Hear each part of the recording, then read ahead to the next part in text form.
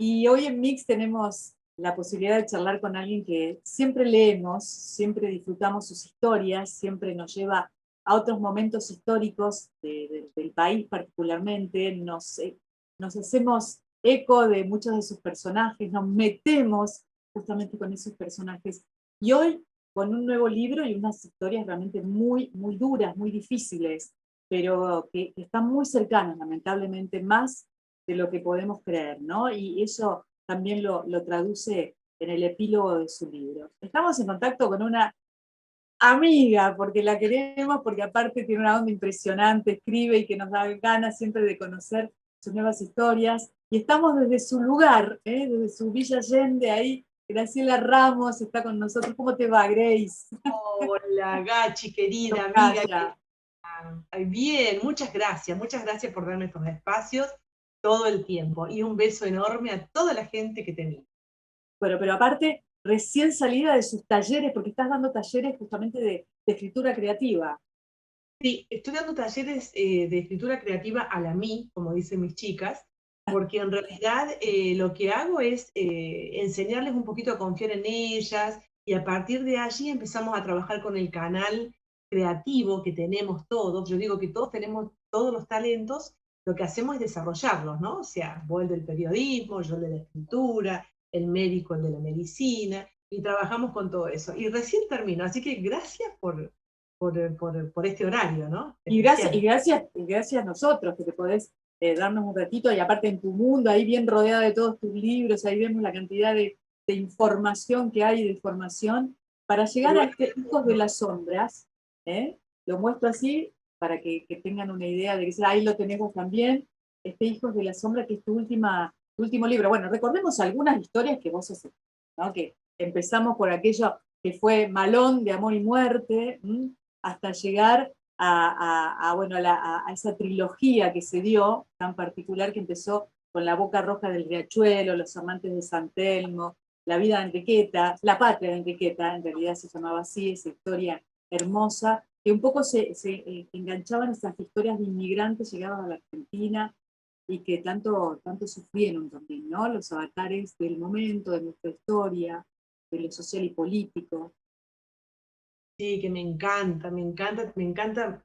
La inmigración es algo que traspasa todo a mis novelas y también un poquito la historia justamente, ¿no? De estos abuelos, bisabuelos que vinieron por un mundo mejor. Y después esta curiosidad de lo lograron, no lo lograron, qué pasaba. Y bueno, y ahí empiezo a versar sobre la cantidad de semanas trágicas que lamentablemente tuvo nuestro país. Y esta trilogía que vos decías, la trilogía porteña, que concluye con La Patria de Enriqueta, concluye en la década del 30. Esa fue mi última novela. Ujú. Pero bueno, y ahora te venís un poco más cerca en esta historia, eh, con hechos reales, según tengo entendido, y también con un momento histórico muy duro de la Argentina, como fue la dictadura, ¿no? ¿Cómo se te ocurrió poder hablar de esto que nos lleva a tres amigos, un cura de pueblo, ¿no? Que además cometía aberraciones con estos chicos, ¿no? Sí. ¿Cómo Eso, surgió esa historia? eso, bueno, está basada en dos relatos reales, la historia de los tres chicos, ¿no? Por eso en la tapa, que me encantó esta tapa, están las tres sombras, ¿no? Es una historia donde el común denominador de la novela, y esa fue mi intención, es el abuso. Pero no el abuso de los curas que abusa de estos niños y da inicio a esta historia, sino el abuso en todas las situaciones. Por ejemplo, el abuso de la familia cuando, o sea, ¿qué pasa? ¿Qué deja de pasar para que este cura pueda abusar a estos niños? Y eso es donde voy centrando la historia. Por eso lo tomo también en la década del 70. Pues yo no hablo de religión, no hablo de la iglesia y no hablo de política. Hablo de la vida de ellos en todo este contexto. Entonces, ¿qué pasó para que este cura libremente pudiera abusar, llegar a este pueblito donde ellos tenían al padre Pedro, que era un cura divino, que los adoraba y que estaban todos felices, y de un día para el otro se hace ese cambio? ¿Qué pasó con estas familias que miran para el otro lado, no? ¿Qué pasó con el abuso de poder? ¿Qué pasó con este comisario, porque también hay un femicidio en el libro? ¿Qué pasó con este comisario que cuando fueron a pedir ayuda también miró para otro lado? Entonces, es un poco ese, todas las caras, las mil caras que tiene el abuso. y una historia que nosotros tal vez la tenemos a la vuelta de la esquina o al lado de mi casa y no lo sabemos, no lo queremos saber, no lo podemos ver. Culturalmente somos una sociedad que todos estos submundos que conviven con nosotros no nos interesa, no nos gusta hablar de eso, porque hace daño, porque hace mal, ¿no? O sea, un poco ese es la base del libro, de la historia. Un poco fue mi Sobre todo, intención. claro, claro, y sobre todo en una época que hablar de estos temas era imposible, ¿no?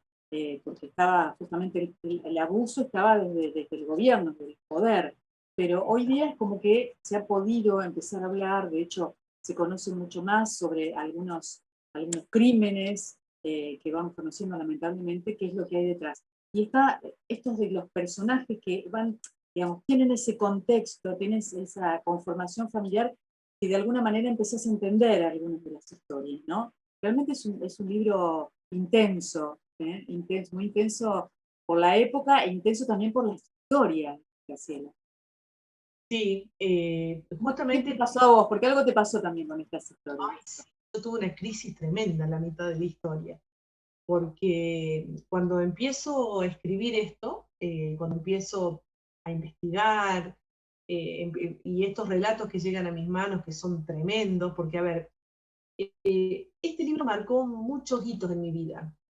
Uno particularmente es mi compromiso con la literatura, porque, a ver, yo inclusive en los talleres siempre le digo a mis alumnas, tenemos que habitar los personajes. Para poder hablar, para poder ponerle voz, para poder construir diálogo, yo tengo que habitar el personaje, me tengo que convertir en ese personaje. Porque el autor es el autor, pero también es el personaje que habla dentro del libro y es todos los personajes. Tengo que saber separar eso. Y cuando me tocó transitar esta historia, mis novelas, por más que yo hablo siempre de la historia argentina, de los inmigrantes, de repente habitar estos personajes fue diferente.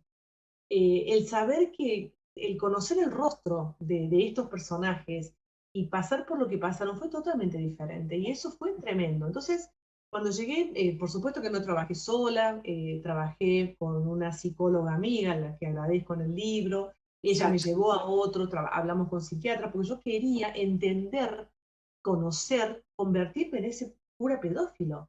claro. Entender Y qué todas las pasaba por esa situaciones, persona, ¿no? exactamente. Y ahí es como que quedé a cuatro patas en el piso, ¿no? Me Y imagino, me me imagino. pregunté por qué estoy haciendo esto y cuando me contesté me recuperé toda la fuerza y salí como una leona a terminarlo y bueno, hoy Bueno, lo estoy acompañando. y se entiende también lo que pasa en la historia, ¿no? En una de las historias. Esta cuestión, porque también está el contrapunto, cómo se puede curar, cómo se puede salir de todo esto, ¿no? Para que no quede como que es permanentemente una historia que no tiene resolución, no tiene una luz, digamos, y al contrario, también se puede conseguir una luz, ¿no? Sí, justamente los tres niños, o sea, en los tres cuento cómo esto afecta diferente a tres personas. Porque cuando uno habla del abuso y los diferentes tipos de abuso, dice, bueno, pero a fulanito le pasó tal cosa, a menganito tal cosa, y nosotros somos una cultura de mucho mandato social. Ujú. Entonces, a través de la historia voy contando lo que pasa con ellos. Y, bueno, no quiero spoilear nada, pero justamente esto que vos decís, ¿no? O sea, vamos caminando y vamos viendo y siempre hay una luz. Lo que pasa es que, bueno, a veces en qué momento llega la luz, de mano de quién llega la luz, Sí, cómo hago sí. para que llegue, llegará, llegó. Una posibilidad de reconstrucción, también la resiliencia, podríamos decir, Sí, de esta sí, situación, ¿no?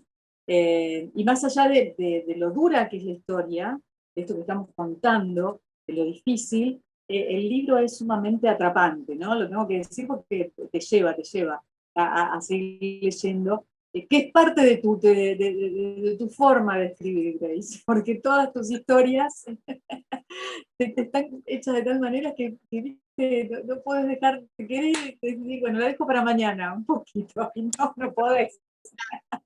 gracias, querida Gachi. Pasa eso con las novelas históricas, tienen ese gancho Sí, de querer seguir a ver cómo viene la mano, y aparte esta ubicación histórica también nos lleva un poco también a reflexionar en cada uno, ubicarse en ese momento, ¿no? En ese tiempo.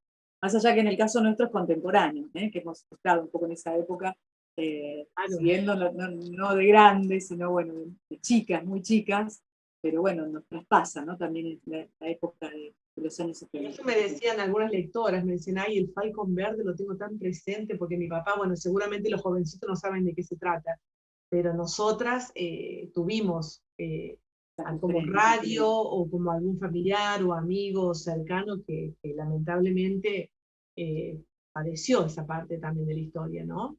Bien. Y me gusta mucho la frase con la que abrís de Teresa de Calcuta, la paz y la guerra comienzan en el hogar, ¿no? Eso es una frase que es muy interesante. Y esa frase cuenta la historia del libro, o sea, porque todo empieza en la casa, todo empieza en el hogar. Eso también es algo que quise contarlo, quise llevarlo a la reflexión, porque en el momento en que los chicos padecen el abuso, hay una familia detrás. ¿Y qué pasa con esa familia? Nosotros en esta época vivimos, bueno, ahora con la cuarentena un poco se reacomodó o desacomodó, para algunas cosas acomodó y para otras no, porque las familias vivían papá y mamá, antes papá trabajaba y mamá estaba en casa, ¿sí? Ahora papá trabaja y mamá trabaja porque si no, no se come en la familia. Entonces, hay como, y cuando uno llega de trabajar y llega papá y llega mamá cansados, después de días tremendos, y esos hijos, falta todo esto. Entonces, también un poco de la reflexión esta, que por ejemplo ahora los delitos más importantes, estaba conversando los otros días con no me acuerdo con quién, que son virtuales, y nuestros hijos están todo el tiempo en la virtualidad porque están con las clases no presenciales y todo eso. Entonces, uno tiene que estar con la antena siempre prendida. ¿Qué pasa con Claro, esto? Y después, ¿qué pasa con las instituciones? uh-huh. Después de la familia sigue la primera institución, que es la escuela, que bueno, en la comunidad entera. Entonces, ¿qué pasa con todo eso para que esto suceda? Y bueno, y eso es un poco el hilo del libro, ¿no? Tal cual, tal cual. Bueno, realmente un libro que apareció en plena pandemia, historia que también, si bien tenías muchos años de investigación, me venías diciendo, bueno, estaba refiriéndome y me acordaba de una nota que hicimos, una charla que tuvimos en su momento en el año 2019, no me voy a olvidar, cuando empezaba la telenovela Argentina, Tierra de Amor y de Venganza, que muchos asociamos justamente con la Boca Roja del Riachuelo. Y en aquel momento yo te pregunté, ¿en qué estás? Y me dijiste, estoy escribiendo, y yo te dije, ¿habrá una novela relacionada con la actualidad y el pasado? Y me dijiste, sí, no me quiso contar, pero bueno, era esta, ¿no? Justamente esta que tenemos ahora aquí en mano. Te agradezco mucho el envío y que, bueno, que fuimos viendo estas historias que son realmente para reflexionar. Grace, te mando un beso enorme. La verdad que este ratito fue un placer siempre charlar contigo y reconocer justamente básicamente que sos una apasionada por esto que haces y se note en el resultado. Así que Bueno, a seguirte y a esperar las nuevas historias. bueno, gracias, corazón. Te mando un beso enorme para vos y para todos. Y bueno, y verte pronto, extraño nuestras Ojalá. personales, por favor.